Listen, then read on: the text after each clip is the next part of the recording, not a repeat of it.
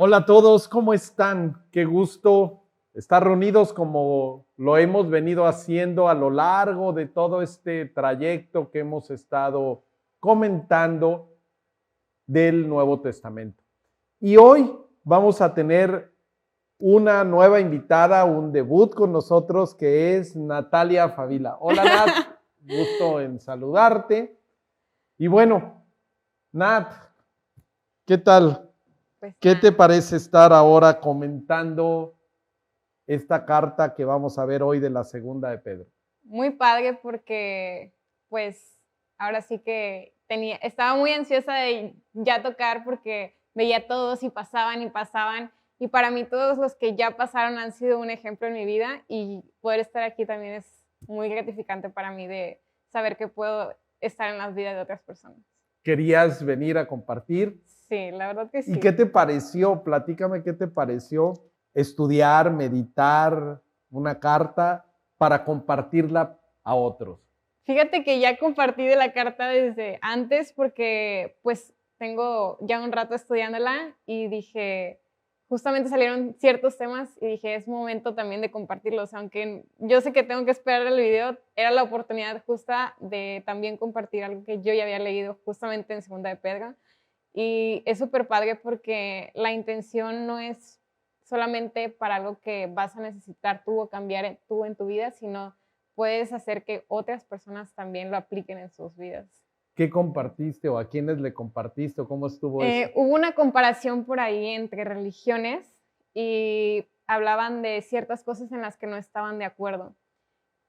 Y yo empecé a hablarles sobre los falsos maestros y cómo pueden a veces pues modificar todo las ideas correctas para hacerlas buenas a su Propia propio criterio conveniencia. y conveniencia, ¿no? Bueno, es algo que toca esta carta, ¿no? Que Pedro, les pone una alerta, ¿no? Les pone una alerta. Y platícame un poco más del contexto, antes de entrarle al contenido de lleno, porque algo que hacemos es, o hemos venido haciendo, tratar de entender el contexto sobre el cual fue escrita esta carta, es decir, un poco trasladarnos en el entendimiento hacia ese momento en el que Pedro les está escribiendo esta carta a las iglesias de lo que hoy es la moderna Turquía, ¿no? De todas estas iglesias que estaban, pues ahora sí, en el Medio Oriente, ¿no? Pues bueno, se dice que también fue enviada del mismo lugar que Primera de Pedro, desde Roma, y que Pedro está consciente de que muere pronto. Entonces, eso es como, no sé, como algo muy impactante en mi vida. Una Imagínate carta que, póstuma, ¿no? sí, una carta donde ya sabes que viene pronto, ahora sí que algo que todos sabemos que va a suceder en algún momento, pero nunca sabemos cuándo, y él ya veía venir ese momento, entonces él aquí nos empieza a dar su discurso de despedida. Ahora, fíjate que en esta semana que pasó, me avisaron de que el hijo de una prima mía murió, un chavo, 13 años. En cuestión de una semana, el chavito empezó con hasta donde sé, volviendo el estómago y con algo de diarrea, creían que era una infección gastrointestinal. Y bueno, pues le pusieron suero y todo, se volvió a ir a su casa y se volvió a poner mal. Lo meten al hospital en la Ciudad de México y en cuestión de una semana muere el niño porque le había crecido demasiado el hígado. Se cree que fue un tumor en el hígado, pero que se le detonó tremendamente. Entonces, 13 años, cuando está empezando su vida, ¿no? Desde, sí, vamos, lo que es la parte regular o los estándares que tenemos. O sea, decimos, es muy poco común que pase, sí, esto en esa edad. Pero tú, digo, lo comento porque tú decías algo, decía, todos sabemos que vamos a morir en algún momento, ¿no? Y algunos, como en este caso Pedro, la tenía muy cercana. O sea, era ya muy evidente que estaba en Roma. Se cree por la tradición que él fue condenado a muerte bajo el imperio o bajo, sí, como emperador Nerón, ¿no? Cuando estaba Nerón en Roma. Entonces, él sabía que ya era su última carta, la carta póstuma. Y yo creo que todos tenemos que ser conscientes. Ponía el ejemplo de este pequeño que murió. Todos tenemos que ser conscientes que somos vulnerables, ¿no? Y hace un rato te preguntaba porque el hecho de que estés joven no significa que no puedas morir. Que no estemos en riesgo. De hecho, tuviste un accidente. Sí, hace 2 semanas. Hace 2 semanas, ¿no? Sí. Entonces, a lo mejor no originado por ti, porque llegaron y te pegaron, ¿no? Puede suceder en cualquier momento. Y en este caso te preguntaba, oye, si tú ya supieras que vas a morir y que tu familia se va a quedar, ¿qué les dirías, no? Entonces me mencionaste algo, ¿qué les dirías? Sí, mencioné que primero pues les dejaría como mensajes de agradecimiento a mi familia, a mi papá pues todo lo invertido en mi vida, porque pues él ha hecho todo para que yo pueda estudiar y desarrollarme y tener un coche, una casa y todo. Y a mi mamá por su tiempo invertido también en mí, de los valores, el cómo comer, el dedicarme su tiempo para todos los días hacerme las 3 comidas al día, de tener una casa excelentemente limpia. También a mi hermano, pues por ser mi compañero de vida. Y pues a Dios por el hecho de darme la oportunidad de conocerlo aquí y poder pasar tiempo después con él en el cielo. Pero también te mencionaba que les dejaría como un mensaje de que todavía están a tiempo de cambiar sus vidas y tener esa oportunidad de ir a vivir la vida eterna. Entonces, el agradecimiento, tú les harías una carta de agradecimiento y al mismo tiempo, pues de recomendaciones. Aquí en este caso vemos que Pedro, ¿qué hace? Les da una recomendación y al mismo tiempo advertencia, ¿no? Sí. Esta carta habla de esa parte. Y pues ahora sí, entendemos que es la carta de Pedro.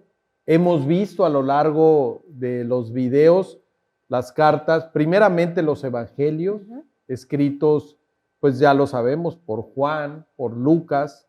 En el caso de Lucas era un discípulo de Pablo, por Marcos o Juan Marcos, y ¿quién me falta? Mateo.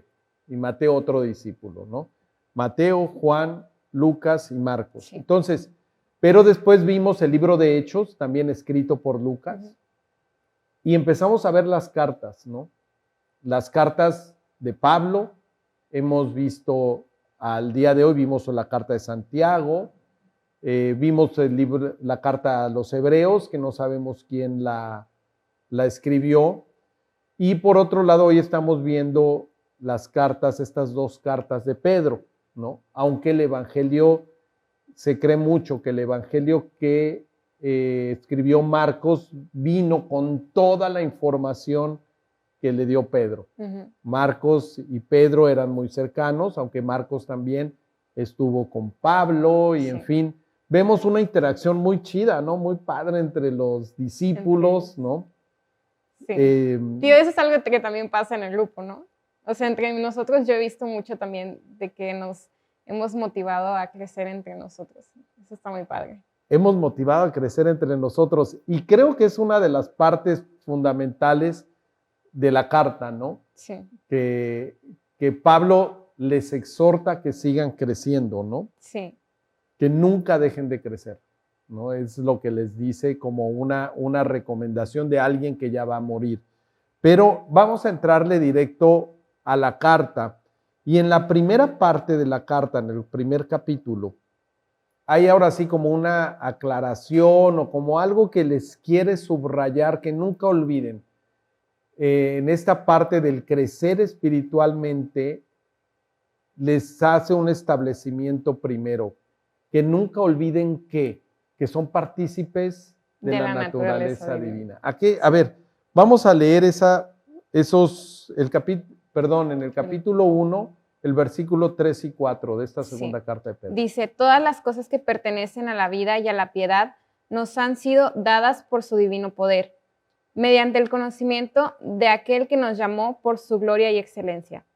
Por medio de ellas nos ha dado preciosas y grandísimas promesas para que por ellas ustedes lleguen a ser partícipes de la naturaleza divina, puesto que han huido de la corrupción que hay en el mundo por causa de los malos deseos.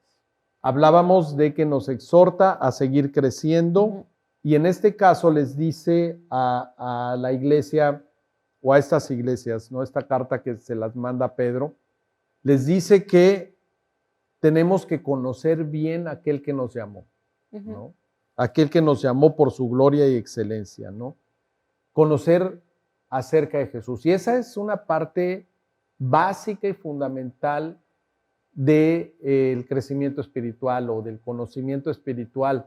A medida que nosotros conocemos a Jesús, conocemos de Él, cómo piensa, cómo es, conocemos a Dios, porque Dios no cambia. Sí. De hecho, la Biblia es un libro de historia y de historias. Claro que también tiene muchos géneros literarios, hay poesía, hay también cartas, como lo hemos visto, ¿no? Hay narrativa, hay libros históricos.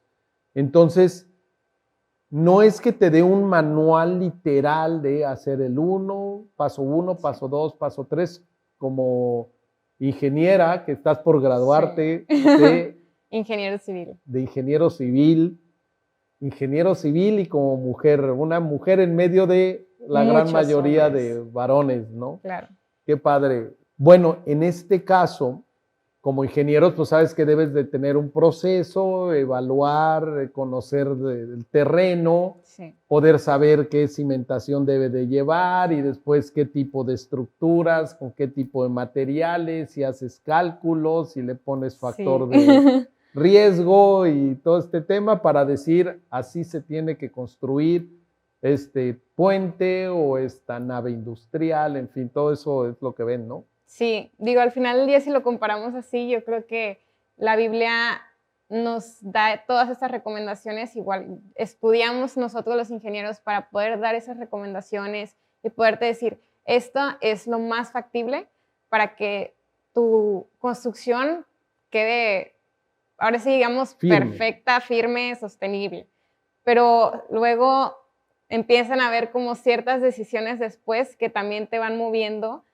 Y eso mismo pasa con la Biblia. Dios te dice, te da tus recomendaciones, pero tú también dices, nosotros podríamos ser como el cliente y tú decides si vas a llevarlo a cabo como te lo recomendaron o si lo haces diferente. Fíjate que voy a tocar ahí un tema y no es salirme del punto.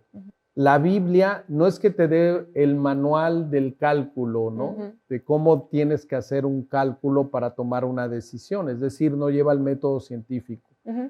Pero te narra las circunstancias o te da ejemplos de personas en donde tú tienes que sacar tu propia decisión.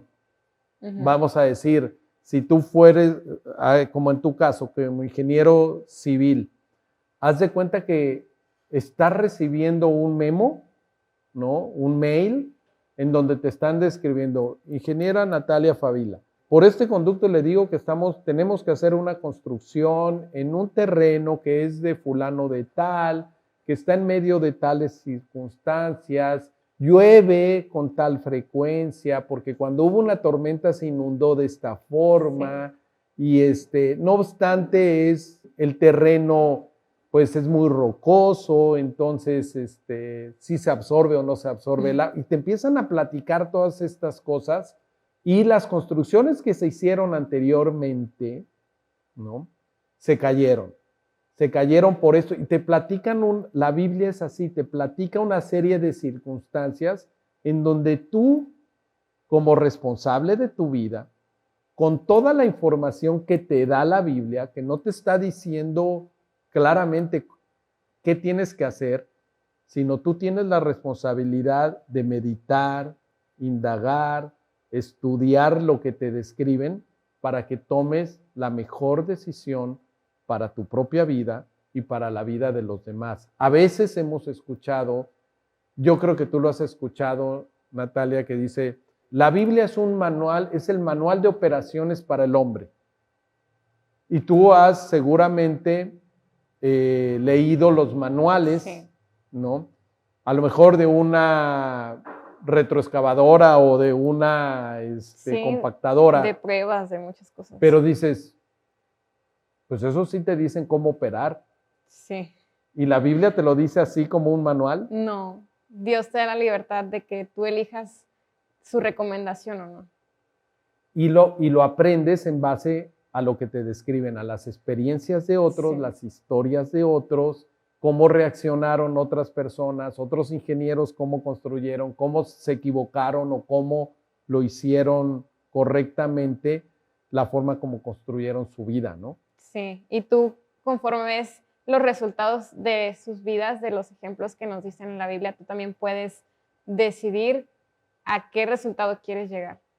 O sea, porque si tú Te da viste que ellos, advertencias. si tú viste que llegó a un mal resultado, entonces ¿Por no qué? te vas a ir por el mismo camino del ejemplo que te están dando. Cuando alguien ya te dicen que no es bueno que hagas algo, que no te va a dar un buen resultado y siguen haciendo lo mismo, ¿cómo les decimos que somos? Que Somos son necios. necios, ¿no? Habla mucho la Biblia de la necedad del ser humano.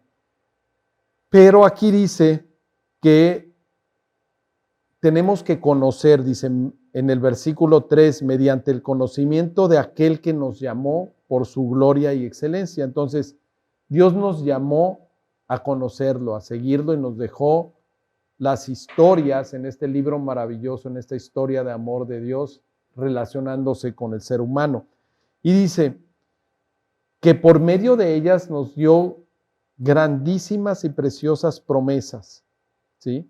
Para que llegáramos a ser partícipes de su naturaleza divina. ¿A qué se refiere eso? Hablábamos hace ratito de este tema y mencionabas que nosotros sabemos por Génesis que fuimos hechos a imagen y semejanza de Dios, pero pues no somos como Dios físicamente. Entonces, aquí menciona que nosotros podemos ser partícipes de la naturaleza divina tratando de que Dios obre en nuestras vidas para poder dar un poquito de ejemplo como Jesús de lo que es realmente Dios en el mundo. De mostrar lo que es Jesús, mostrar el carácter de Dios, ¿no? Cuando Dios nos hace en Génesis 1 y 2 y nos dice que Él decidió hacer al ser humano conforme a su imagen y semejanza y hacerlo hombre y mujer, ¿no? Él es lo que decide Dios, nos da esa parte, pero los dos somos partícipes de la naturaleza de Dios. Así fue el plan original. En el momento que el hombre y la mujer, el ser humano decide alejarse de Dios y hacer ahora sí su propia voluntad, incluso decidiendo hacer lo que los puede matar, los que los puede afectar y morir, porque Dios le había dicho que no comieran o no hicieran cierta cosa, que lo pone, no coman de ese árbol porque van a morir.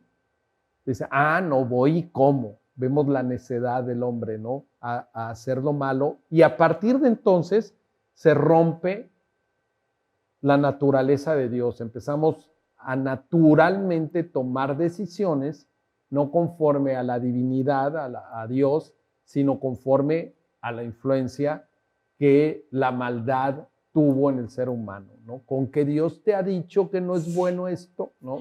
Pero les dice aquí Pedro, les dice, y porque ustedes han huido de la corrupción, así dice en el versículo 4, ¿no? Porque vamos a llegar a participar de la naturaleza divina en el momento que volvemos a decidir ya no hacer lo malo, sino hacer lo bueno. Entonces, Pedro da esos rasgos de carácter que se debieran de manifestar en un verdadero creyente, en un verdadero seguidor de Jesús. Sí. No en un religioso, sino en una persona que realmente está reflejando, como bien decías, la imagen de Dios. Esos rasgos de carácter que marcan la propia naturaleza de Dios es lo que describe en 2 de Pedro 5, en el versículo 5 al 7 del capítulo 1. Sí, dice, y por esto mismo, poniendo todo empeño, añadan a su fe virtud, a la virtud conocimiento, al conocimiento dominio propio, al dominio propio perseverancia, a la perseverancia devoción, a la devoción afecto fraternal y al afecto fraternal amor. Son siete rasgos de carácter que da aquí, o características de Dios que debiéramos nosotros de reflejar al volver a ser la imagen de Dios. Porque van a ver a Dios en la forma como tú tratas a los demás. Entonces, ahí es donde se manifiesta, ¿no? Ahora vivimos en una sociedad sumamente egoísta y lo que menos se quiere es, pues, ver por los demás, sino primero veo por mí, como dice un dicho que dicen en la familia, primero mis dientes y luego mis parientes, ¿no? Entonces, esa parte de egoísmo. Pero dice, pon todo empeño, ¿no? ¿En qué? ¿Qué te llamó la atención de estas características o estos rasgos de carácter de Dios? Pues me llama mucho la atención que muchas, bueno, más bien todas estas van dirigidas hacia algo que tú vas a hacer para bien también de los demás. Ok. No solo para ti. Ok. Que aunque obviamente tener, por ejemplo, perseverancia a veces se trae beneficios propios o el amor también, ¿no?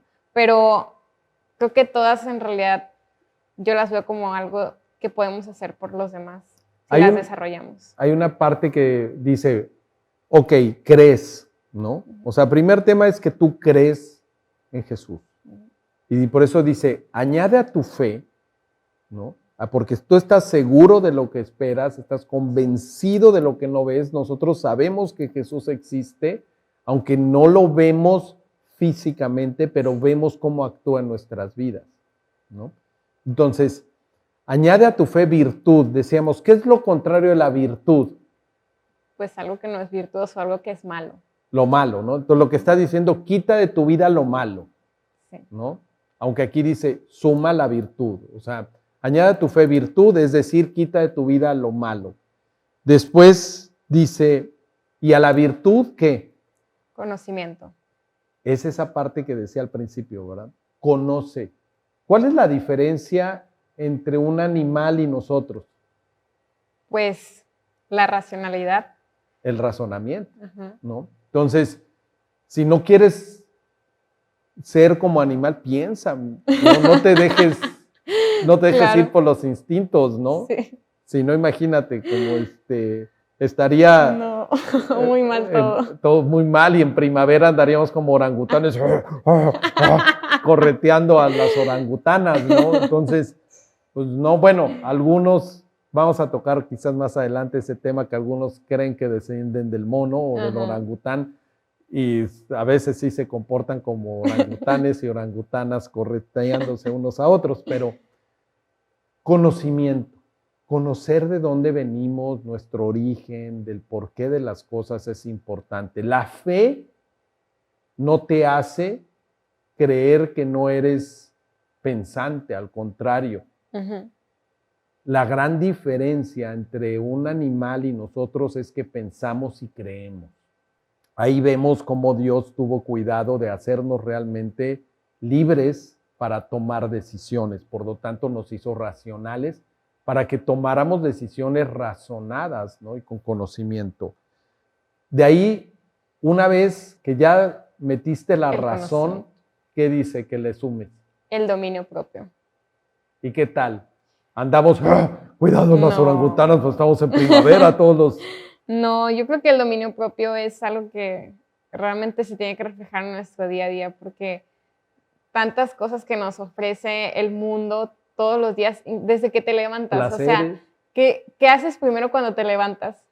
Porque yo pongo mi alarma y pues lo primero que tengo en contacto es con mi celular.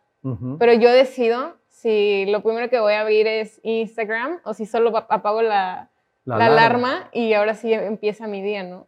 Claro. Al final, tú tienes que tomar decisiones razonadas y lo que está diciendo es que domines tu temperamento, tus impulsos, ¿no? Por lo cual no nos hizo impulsivos, no nos hizo totalmente con instintos, ¿no? Sí. Como hizo al resto de la creación Dios, sobre todo a los animales. Y cuando tú dominas tu temperamento, cuando tú sabes cómo eres y lo controlas, es cuando tienes carácter, es cuando tienes dominio propio. Pero dice, ok, ya te controlaste, tienes dominio propio. ¿Y qué otra cosa añades? La perseverancia. Que a veces otras versiones lo ponen como constancia. Ajá. Y otras incluso hasta como paciencia, ¿no? Sí. O sea, porque ser perseverante necesita también ser uno paciente, ¿no? Sí, yo creo que las cosas, mencionabas hace rato que estamos ya en una sociedad donde todo es inmediato. Entonces, a mi generación, esperar se le hace algo eterno. Y me ha pasado a mí también. Estamos tan fácil a un clic de todo que hasta para el pedido que hiciste para la tienda de ropa, quieres que llegue ya en ese momento, cuando lo le diste pagar, ya quieres que esté en tu puerta. Y estás revisando cada rato a ver si ya, a ver en qué cuadra viene y está en Japón, o sea, nada que ver aquí. Y tú quieres ver en dónde está tu pedido porque o sea, no tenemos eso de la paciencia en algo tan simple como esperar a que te traigan tu pedido en la tienda de ropa. O sea, y es algo que la verdad sí ha cambiado en mi vida, porque yo me acuerdo mucho de cómo era yo de chiquita, por ejemplo. Era de que mamá, ya quiero que sea ya. Ahorita ya es como que, bueno, va a pasar cuando Dios quiera que pase. Y ya no estoy desesperada y me da paz incluso saber que sé que va a pasar aunque no sepa cuándo va a pasar. Claro, claro. Fíjate que, y en mi época, digo, de cuando tenía tu edad, pues eran las cartas. O sea, mandabas la carta y no sabías si iba a llegar con nuestro servicio postal mexicano. Era Claro. todo un tema de, bueno, pues ojalá y llegue. Y a veces tardaban meses. Ahora un paquete, imagínate, en cuanto al día de hoy, pues queremos que llegue de inmediato. Servicio de 24 horas, Sí. 48. Quiere que llegue antes, pague 200 pesos más y te llega antes. El tema de la inmediatez. Y tenemos que ser perseverantes, esperar, pacientes, ¿no? De ahí viene la parte que en otras versiones dice santidad o piedad. En esta versión que estamos leyendo, que es la Reina Valera actualizada, dice devoción, devoción a Dios, ¿no? O sea, todo esto no podría funcionar bien Sí, si no creyeras que está Dios. claro. Yo pienso que muchas veces antes de, ahora sí que tomar la decisión de seguir a Dios, empiezas a tener incluso la duda de que si eso es real o no. Pero llega un punto donde el espíritu actúa de una manera impresionante que esos pensamientos se van y empiezas a tener una devoción real para Dios y todo va como fluyendo naturalmente y nada es forzado. Hay una parte que tenemos el ser humano y hay que aceptarlo. El ser humano necesita o tiene esa necesidad de espiritualidad.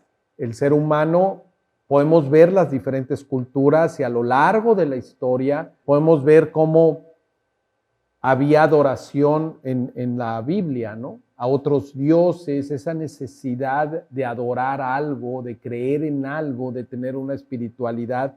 Vemos tribus, ¿no? Todavía en algunos documentales, ¿no? Del National Geographic y todo este rollo que ponen y ves a gente danzando y ¿por qué ese nivel de espiritualidad ante lo que no ven? O sea, la salud, ¿no? Sacerdotes y chamanes para que alguien sane, ¿no? Sí. O para que llueva, o para que haya una buena cosecha. O sea, todos estos temas habla de cuando hay algo que no tiene control o no es controlado por el hombre, trata de tener una relación o buscar esa relación espiritual. Y es esa parte que es la devoción a Dios, o sea, creer que Dios quiere lo bueno para nosotros y por eso dentro de nuestra racionalidad viene esa parte de la fe, de creer. Y por eso dice, añade a tu fe virtud y todo lo que hemos platicado hasta ahorita y dice, pero que se vea también tu devoción a Dios. Decíamos que luego habla de piedad o habla de santidad y a mí me gusta ver la santidad como hacer lo correcto delante de Dios aunque nadie me vea, Ajá. ¿no? Sí. De lo que en la sociedad hablamos como ser íntegro, ¿no? Ser santo, ser íntegro, tratar de que no haya maldad, que haya virtud y que no haya cosas malas. Entonces, es lo que dice, alaba a Dios, ten devoción a Dios. Y además de a Dios, ¿qué dice? Afecto fraternal. ¿Y eso a qué se refiere? Pues afecto, aquí tenemos como a la familia.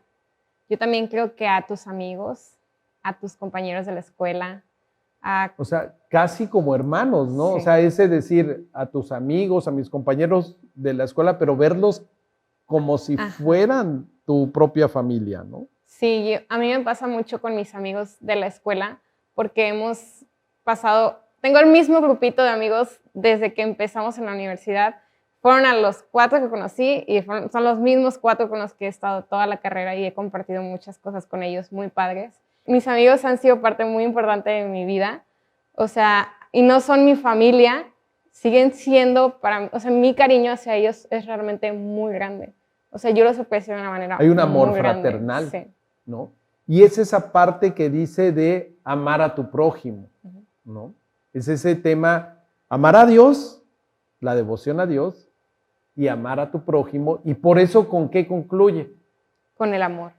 ¿No? O sea, todo esto Englobado. podrías tener mucho dominio propio, podrías buscar hacer lo correcto y todo, pero si no hay amor, No hay nada. No hay nada, ¿no? Eso es lo que Dios quiere. Dios nos hizo para amarnos entre Dios y tú, y para amarte con los demás, ¿no? Tener esa relación. Ahora, hay algunas cosas, o sea, viene esta exhortación, ¿de acuerdo? De decirles, no dejen de crecer y crezcan espiritualmente, que su fe crezca con todos estos puntos. Pero viene la de ten cuidado, ¿no? Cuidado y pon atención en ciertas cosas, ¿no? Hay 3 puntos que Pedro les dice y les escribe, tengan cuidado de esto. Sí. El primero era porque había dentro de la sociedad personas que no creían en Jesús, no creían que Jesús era el Mesías. E incluso decían que todo eso se lo había inventado Pedro y se lo había inventado Pablo y se lo habían inventado los apóstoles y todo el tema. ¿Qué les dice? Dice, a ver, no me lo inventé. Bueno, en 2 de Pedro 1, 16 al 19 dice, porque les hemos dado a conocer el poder y la venida de nuestro Señor Jesucristo, no siguiendo fábulas artificiosas, sino porque fuimos testigos oculares de su majestad. Porque al recibir de parte de Dios Padre honra y gloria, desde la grandiosa gloria le fue dirigida una voz. Este es mi Hijo amado en quien tengo complacencia. Y nosotros oímos esta voz dirigida desde el cielo cuando estábamos con Él en el Monte Santo. También tenemos la palabra profética que es aún más firme. Ustedes hacen bien en estar atentos a ella como a una antorcha que alumbra en un lugar oscuro, hasta que aclare el día y el lucero de la mañana se levante en su corazón. Entonces, fíjate, habla por una parte del momento que Pedro fue testigo ocular de la transfiguración, dice, les está diciendo, yo lo vi. O sea, yo vi cómo Jesús se transfiguró en el monte y escuché la voz. Yo fui testigo ocular y escuché la voz de Dios que decía, este es mi Hijo amado en quien tengo complacencia. O sea, yo lo vi, casi les decía, y no nada más yo, también lo vio Juan y también lo vio Santiago, porque fuimos 3, ¿no? Entonces dice, yo soy testigo ocular de esto. También les habla de que va a regresar Jesús. Habla del regreso de Jesús y de su resurrección. Entonces, en este tema les dice, no les hagan caso. O sea, se los digo de corazón, yo vi a Jesús resucitado, vi que se transfiguró, vi que resucitó y estoy seguro que va a venir porque nos dijo que iba a regresar, ¿no? Es lo que les está diciendo. Pero había maestros que enseñaban lo contrario, o sea, decían, hay unos que niegan que Jesús va a venir o que va a haber un juicio. Entonces, la segundo tema preventivo, o sea, que les decía, cuidado con estos maestros que están enseñando incluso que no va a haber un juicio, ¿no? Pues en 2 de Pedro 2, del 1 al 3, dice, entre el pueblo hubo también falsos profetas, como también habrá entre ustedes falsos maestros que con disimulo introducirán herejías destructivas y hasta llegarán a negar al Señor que los rescató, con lo que atraerán sobre sí mismos súbita destrucción. Muchos imitarán su conducta indecente y por causa de ellos se hablará mal del camino de la verdad. Por su rapacidad, estos falsos maestros harán negocios con ustedes, pero la condenación los espera desde hace mucho tiempo y su perdición ya está en camino. Y habla del modo de vida que estaban llevando estos maestros corruptos con la sociedad. Y ¿qué les previene? Pues yo creo que los previene de no creer en la verdad, porque esas personas ya estaban teniendo ideologías diferentes. O sea, los previene de ellos y de lo que les estaban enseñando. ¿Qué notas aquí que enseñaban? Pues hablaban de una conducta indecente. O sea, que se estaban comportando mal también ellos. Sí, y obviamente yo creo que las personas que son nuestros maestros deben también de hacer un ejemplo para nosotros. Ser congruentes. No puedes hablar lo que haces. No. Sí. Y esto es lo que decían, pongan atención en estas cosas, ¿no? Ahora, decía que incluso llegan a negar a Jesús, ¿no? Llegaban a negar que iba a haber un juicio, ¿no? Estos falsos maestros, porque dice, así como hubo falsos profetas antes, también va a haber falsos maestros ahora que los van a desviar de la verdad. Entonces, los previene. Acuérdate que es su última carta y les dice, crezcan, no dejen de crecer, crezcan en conocimiento y que crezca y que se note la naturaleza de Dios en sus vidas. Es lo que les dice. Pero cuidado también, cuidado porque hay gente que dice que lo que estamos compartiendo no es correcto. Es lo primero que les dice. Y sí, yo lo vi y es verdad. Jesús se transfiguró, yo lo vi. Dios lo confirmó que en Él tenía complacencia, que a Él debíamos de oír, porque es lo que les dice ahí. Tercero, que va a regresar. No, bueno, segundo, que resucitó y tercero, que va a regresar. Entonces, y en esta segunda advertencia les está diciendo, y cuidado de esos maestros, porque están pervirtiendo toda esta información porque sus vidas nada que ver. Sí, y también todas esas cosas que ellos decían diferentes a la verdad eran únicamente para beneficios propios. Empezaron ahí ahora sí que a meter temas de dinero, de sexo y todo era para beneficio de ellos. Realmente no buscaban el beneficio del prójimo y el amor al prójimo lo dejaron de lado completamente con sus acciones. Entonces, todo lo que compartía tenía un fondo oculto, un trasfondo, ¿no? Sí. Para su propio beneficio. Y nos damos cuenta que el amor de Dios no es egoísta, no es para tu propio beneficio, sino por el bien común. O sea, tú quieres el bien de las personas que amas. Y estos falsos maestros todo lo estaban manipulando. Entonces los previene. Así que tener cuidado de que incluso llegaron a negar a Jesús, llegaron a negar que había un juicio, que teníamos que dar cuentas a Dios y que tarde o temprano vamos a llegar cara a cara con Dios.